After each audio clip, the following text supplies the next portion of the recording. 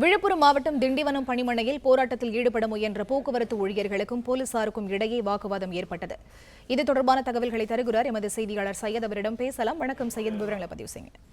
வணக்கம். விழுப்புரம் மாவட்டம் திண்டிவனம் போக்குவரத்து பணிமனையில் இருந்து சென்னை, திருப்பதி, புதுச்சேரி உள்ளிட்ட தமிழகத்தின் பல்வேறு பகுதிகளுக்கு 23 பேருந்துகளும், திண்டிவனம் சுற்றியுள்ள கிராமப்புறங்களுக்கு 43 பேருந்துகளும் இயக்கப்படுகின்றன. இந்த நிலையில் தொழிற்சங்க தொழிலாளர்கள் வேலை நிறுத்தத்தில் ஈடுபட்டுள்ள நிலையில் தொழிற்சங்கத்தைச் சேர்ந்த பணியாளர்கள் மற்றும் தற்காலிக ஓட்டங்களை கொண்டு இதுவரை 10க்கும் மேற்பட்ட பேருந்துகள் மட்டுமே இயக்கப்படுகின்றன.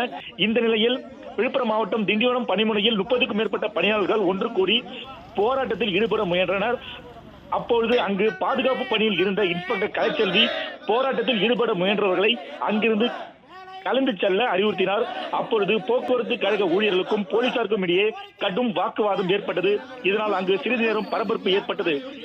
இதனை தொடர்ந்து சில பேருந்துகள் மாற்று ஓட்டுநர் ஏற்பாடு செய்து இயக்க முற்பட்ட போது தொழிற்சங்க நிர்வாகிகள் பேருந்தை எடுக்க எதிர்ப்பு தெரிவித்து பணிமனை முன்பு கோஷங்கள் எழுப்பி போராட்டத்தில் ஈடுபட்டு வருகின்றனர்.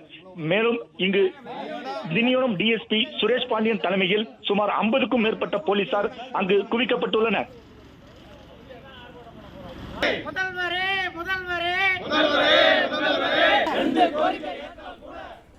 விவரங்களுக்கு நன்றி சையத்.